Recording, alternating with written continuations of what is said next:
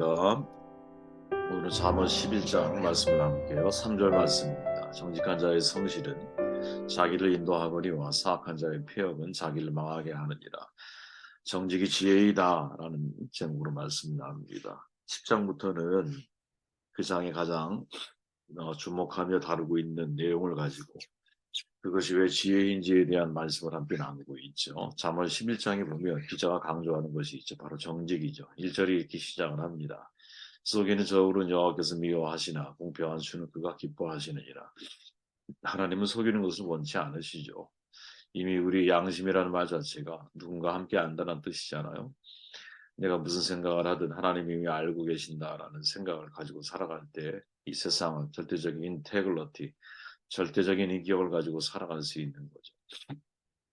하나님은 정직한 사람 마음속에 계신다. 영국의 속담이 있죠. 참 좋은 표현이라고 봐요. 하나님은 정직한 자의 편이라면 반대로 사탄은 거짓된 자의 편이겠죠. 왜? 사탄은 거짓의 아비이기 때문에 그래요. 정직은 가장 빠른 지름길이죠. 이방인 요셉이 애굽의 총리가 되는 가장 빠른 길이 뭘까? 그건 하나님 앞에 정직하게 살아가는 삶에 달려 있었다라는 거죠.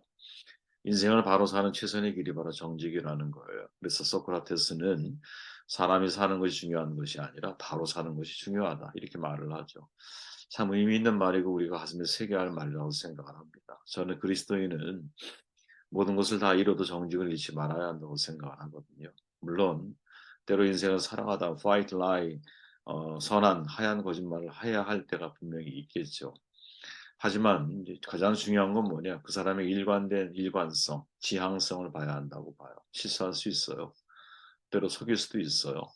근데 그게 어떤 의도나 목적을 가지고 한 것이 아니라 사실은 공동체의 유익을 위해서 우리가 한 것이 있다면 우리는 다른 시각을 가지고 그 사람을 봐야 할 필요가 있다라는 거죠.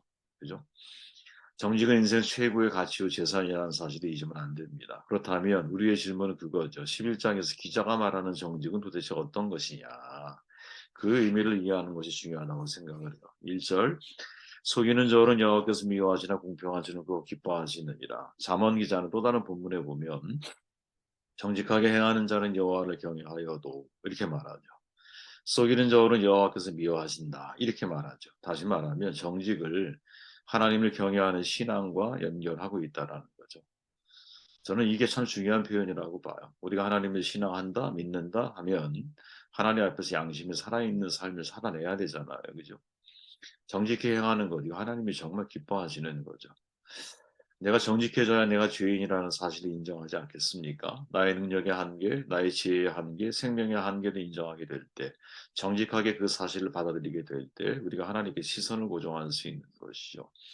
그리고 바로 그렇게 정직한 사람을 하나님이 기뻐하시고 그를 구원하신다라는 사실은 성경 전체에 두루 써져 있잖아요. 역대상에 보면 하나님은 정직을 기뻐하시고 시편 7편에 보면 정직한 자를 구원하시고 15편에 보니까 정직한 자가 하나님의 장막에 거할 자격이 있고 잠언 14장에 보니까 그 장막은 흥하게 되어 있고 시편 112편에 보니까 정직한 자의 후대는 복이 있다라고 이야기를 하고 있죠. 그러니까 정직과 연관되어진 것은 사실은 하나님 이 잠언 기자가 말하는 것은 정직은 신앙과 직결되어 있다라는 것을 우리에게 암시해주고 있는 것이죠. 그렇기에 항상 이 마음 우리가 잊지 말고 살아야 한다고 봐요. 내가 정직은 하나님 앞에서 나의 신앙의 뭐랄까요? 그 바로미터라 그럴까요? 네 신앙을 정확하게 측정할 수 있는 중요한 과정이라는 것이죠. 이걸 마음속에 늘 잊지 말기를 바라요. 다윗은 항상 하나님 앞에 간구하죠. 내 정직한 영을 새롭게 해 주십시오. 시편 51편에 보니까 바로 이것이 우리의 항상 마음 자세여야 되는 거죠. 적어도 내가 사람을 속일 수는 있을지 몰라도 하나님을 속일 수 없구나 하는 이 정직에서부터 더 나아가 내가 사람에게도 정직하게 인생을 살아가려고 하는 삶의 태도 이것을 잊으면 안 된다라는 거죠. 3절 말씀 정직은 사람을 성실하게 살아 바른 길로 가지만 사기꾼은 속임수를 쓰다가 죄기에 빠져 멸망한다. 잠언 기자는 말하죠. 정직한 사람은 성실하게 살기에 바른 길로 간다. 요즘 세상에 정직과 성실이란 단어가 사람들의 마음속에 소멸되고 있죠. 오히려 바보 취급되는 경향이 많이 있어요. 정직과 성실, 교과서에만 나오는 윤리적인 이야기처럼 들리죠. 이 시대에 어울리지 않는 것처럼 생각을 해요. 약삭 빨라야 성공한다고 사람들은 생각을 하죠.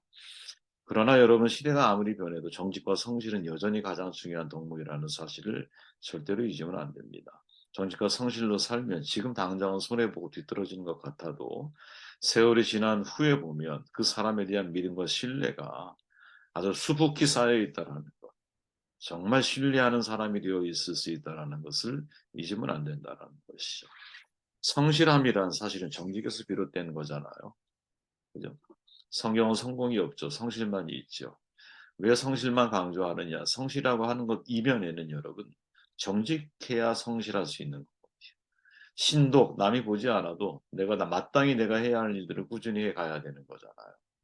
그죠? 목회자가 마땅히 누가 보지 않아도 내가 준비해야 할 것들, 또 내가 책임져 줘야 할 부분들, 역할들, 이것들 묵묵히 해 가야 되는 것이잖아요.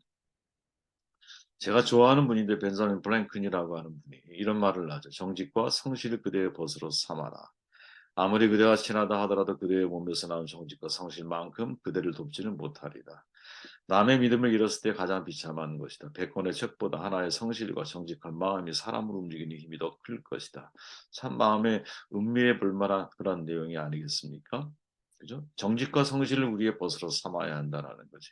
플랭큰이라고 하는 사람 자체가 자기 자신에 대해서 스스로 명령할 줄 아는 사람이었고 자신에 대해서 성실하기 위해서 얼마나 노력했던 사람입니까? 그러니까 이런 말을 남길 수 있는 것이죠. 저는 우리가 지금 여기서 주목해야 나머지 읽어보시고 주목해야 할 것이 뭐냐? 정직한 사람은 성실하게 살아 바른 길로 간다라는 바로 이 표현이거든요. 정말 현대인들에게 매력적인 말은 아니에요. 왜? 비즈니스 바쁜 시대를 살아가는 현대인에게 있어서는 바른 길보다 빠른 길을 원하기 때문이죠. 하나님은 빠른 길을 원하지 않으신 것 같아요. 바른 길을 원하시죠, 하나님. 그죠? 천천히 가도 바른 길을 가야 되는 거지. 비즈니스, 이게 얼마나 사실 이게 폭력적인 말입니까? 그죠? 그 비즈니스라고 하는 이 비지라고 하는 바쁘다라는 표현 자체가 조급함 자체가 막이라고 표현했던 루터의 말처럼 이 바쁘게 우리를 생각하게 만들고 바쁘게 우리를 움직이게 하는 것들이 사실은 우리의 영혼을 놓치고 살아가게 만들 확률이 대단히 높다라는 거거든요. 출애굽의 가정을 여러분 떠올려 보십시오. 출애굽기 13장 17절에 보니까 바로가 백성을 보낸 후에 블레셋 사람의 땅의 길은 가까울지라도 하나님이 그들을 그 길로 인도하지 아니하셨으니 참 놀라운 표현이죠. 가까운 길이 있어요. 블레셋 사람의 땅의 길이야. 가드라고 하는 도시를 통과해서 가면 돼. 근데 그 길로 인도하지 않죠. 애굽에서 가나안으로 가는 길 네 가지 길이 원래 있거든요, 여러분. 첫째 길이 지금 말한 이 블레셋 영토를 통과하는 길. 둘째 길이 수르 광야를 지나 가데스 바네아를 지나가는 길. 셋째 길이 바란 광야를 지나가는 길이고 넷째 길이 여러분 길이 없는 길이야. 시내산을 돌아서 가는 길. 길이 없는 길. 그런데 이 가운데 정확하게 어디로 데려가세요? 길이 없는 길로 하나님께서 이들을 인도해 가시는 거죠. 예전에 한번 다루었지만 블레셋이라 한 가장 빠른 길, 한 10일이면 아무리 사람이 많아도 10일 정도는 도착할 수 있는 그 거리를 왜 인도하지 않았을까? 그 속에 사실은 하나님의 은혜가 있고 하나님의 섭리가 있는 거지. 사람들은 대부분 여러분 빨리 가는 길을 원해요. 지름길을 선호해요. 누가 돌아가는 길을 원하겠어요, 여러분. 정직은 여러분 굉장히 먼 길처럼 느껴지죠. 성실 너무너무 멀게 느껴지죠. 근데 여러분 그게 지름길이라는 사실 알고 계십니까? 왜? 그게 가장 빠른 길이에요. 사람들은 효율성을 따지죠. 어떻게 하면 빨리 갈 수 있을까? 저도 물론 그래요. 여러분. 애들 데리고 당장 캠프를 가잖아요. 그러면 거리 계산 다 해서 가장 효율적으로 시간을 사용할 방법이 뭘까? 이런 고민부터 하죠. 효율적으로 아이들, 뭐, 그러니까 최대한 효율적으로 아주 효과를 우리가 볼 수 있는 방법이 뭘까? 당연히 고민하죠. 그런데 우리가 신앙, 하나님을 바라볼 때는 항상 우리가 잊지 말아야 돼. 그래서 하나님은 내가 빠른 길을 가길 원하는 게 아니라 바른 길을 가기를 원하신다. 사람들이 볼 때는 참 좋은 길처럼 보이지만 필경은 사망의 길이 될 수 있다는 사실을 잠언 기자는 우리에게 말해주고 있죠. 그래서 이렇게 표현할 수 있을 거예요. 바른 길은 인간의 바람이고 바른 길은 신의 계획이다. 참 좋은 표현이죠. 바른 길은 인간의 바람, 위시, 원함이라는 거예요. 바른 길은 신의 플랜, 계획이라는 거예요. 엄밀한 의미로 분석해 보면 빠른 길은 경로를 뜻하죠, 경로. 바른 길은 목적지와 연관되어져 있는 거예요. 우리는 쉽고 편하고 빠른 길을 선호를 해. 그죠? 경로로서. 근데 역사 속에 하나님의 섭리를 놓고 보면 바로 느리게 보이지만 바른 길로 항상 인도하시는 하나님을 만나게 되죠. 블레셋 영토가 아니라 시내 산에서 하나님의 계명을 받고 그 계명 이후에 성막을 짓고 그 성막의 이동과 함께 하나님과 함께 동행하는 방법으로 가나안까지 인도해 가시는 것이 하나님의 방법이라는 거죠. 그죠? 바른 길을 가려면 우리가 제일 먼저 하나님의 말씀에 노출되어져야 되고 그 지혜의 말씀이 내 삶의 길이 돼서 그 지혜의 말씀을 따라 내가 걸어갈 때 목적지인 가나안에 도착할 수가 있는 거겠지. 이 사실을 잊으면 안 된다는 것이죠. 11절 정직한 사람이 축복하면 마을이 흥하고 악한 사람이 입을 열면 마을이 망한다. 참, 참 대단한 표현이죠. 잠언 기자는 정직한 사람의 축복은 마을을 흥하게 한다라고 말하죠. 즉 정직은 형통케 하는 은혜인 거야. 형통케 하는. 근데 여기서 우리가 질문해 봐야 되죠. 어떤 형통이 진짜 형통일까? 하나님 앞에 정직을 고집하다가 회사가 문을 닫고 망한 것도 일종의 저는 순교라고 생각을 해요. 저는 그런 믿음을 가져야 한다고 봐요. 그 같은 순교의 피가 우리 한국교회와 사회에 절실하게 필요하다고 봐요. 정직한 자의 형통이라는 말 규장에 있는 대표인가요? 누군가? 그분도 이런 말씀하시고 여러분들이 말씀하셨죠. 나는 정직한 자의 형통을 믿는다. 참 좋은 표현이에요. 그런데 여러분 아십니까? 그 정직한 자가 형통이라고 하는 이 은혜를 경험하는 과정 속에는 무엇이 있을까요? 정직한 자의 고통이 있고, 정직한 자의 억울함이 있고, 정직한 자의 바보됨이 있고요, 정직한 자의 실패가 있고요, 정직한 자의 눈물이 있고요, 정직한 자의 망함이라고 하는 피가 이 땅에 뿌려져야 한다는 것이죠. 아이러니하게도 여러분 일제 시대 때 죽으면 교회를 지킬 수 없다라는 생각으로 신사참배를 한 사람들이 있었어요. 교회를 지키기 위해서 내가 어쨌든 간에 생명을 연장해야 한다고 생각을 하는 거지. 저항하지 않는다라는 거죠. 내 믿음의 신앙은 바뀌지 않는다는 거야. 그냥 내 몸은 신사참배에 동참하지만 내 마음의 신앙은 그렇지 않아. 이런 마음을 가지고 있었던 거죠. 그리고 정반대로 아무리 옳은 일이라도 죽으면 끝이라고 생각하면서 아니요, 네, 거꾸로 말했네요. 네. 일제 때 내가 죽으면 교회를 지킬 그래서 신사참배에 동참할 수 없는 사람이 있다면 아무리 옳은 일이라도 내가 끝까지 이 교회를 사수하려면 신사참배를 하고 살아남아 교회를 지키려고 한 사람들이 있었죠. 그런데 여러분 정작 한국 교회를 지킨 분들이 누굽니까? 믿음으로 순교한 분들, 믿음으로 고통을 당하신 분들. 마치 독일 교회의 그 영성을 지금까지 유지할 수 있도록 정말 앞장섰던 대표적인 분이 바로 그 고백 보네폰 목사님 아니세요? 보네폰 목사님. 그분 때문에 독일의 교회에 그나마 양심이 살아있는 교회가 된 거 아니겠어요? 순교자들의 피가 교회를 살리고요. 비겁하게 살아남은 사람들이 그 풍요의 열매를 먹고 있는 시대를 우리가 살아왔다니까. 그죠? 정직하게 하나님의 방법을 고집하며 산다라는 거 정말 힘들고 어려운 일입니다. 왜? 정직에는 너무나 많은 함정이 있기 때문에.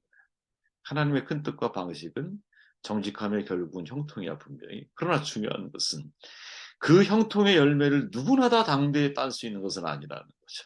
잘못하면 아무런 열매 없이 그냥 정직의 순교자로 정직의 함정에 빠져 매장되는 삶을 살아가다가 나의 삶이 마무리될 수도 있을 거거든요. 버네프 목사님처럼. 그죠? 그것이 무섭고 억울해서 순교를 거부한다면 내 목숨을 생존해서 정직의 열매인 형통을 경험하며 살아가는 사람들도 사람들 가운데 분명히 있을 거야.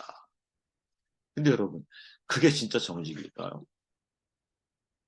이 고민을 해봐야 한다. 이 고민을. 2001년도 9월에 여러분들이 잘 알죠. 테러가 벌어졌잖아, 미국에. 그때 미국 뉴욕발 샌프란시스코 유나이티드 항공기 93편이 테러범들에게 납치된 이후에 펜실베니아 들판에 추락을 했죠. 또 다른 비행기 하나는 펜타콘, 또 무역센터 충돌을 했어요. 그런데 왜 이 비행기 하나가 들판에 추락을 했을까? 우연한 일이 아니었죠. 그 비행기엔 여러분 토드 비머라고 하는 승객이 있었는데 비행기 좌석용 전화기를 통해서 교환원에게 승객 몇 명이 합세해서 테러범들과 싸우려고 한다는 상황을 전해 여러분이 들은 분들 계실 거야. 상황을 전했어요. 그리고 자기 아내에게 사랑한다는 말을 부탁을 하고 그리고 주기도문을 암송한 이후에 전화가 끝이 나. 그가 전화기를 통해 그 다음 소리가 들린 거야. 준비되었어. 오케이, 갑시다. 이게 마지막 말이었어. 다 죽었어요. 그죠? 토드비모도 죽고. 당연히 무역센터에 충돌한 비행기에 탄 승객들도 다 죽었죠. 펜타곤? 아유, 뭐, 그죠? 물론 이게, 어, 9.11에 관해서는 너무나 할 얘기가 많이 있지만, 그죠? 이게, 어, 정말 이게 이슬람에서 한 건지 아니면 미국 권력자들의 이게 작품인지 저는 후자에 더 무게를 두고 있는데 그래도 아무튼 간에 다 죽었어요. 그 비행기에 탄 사람.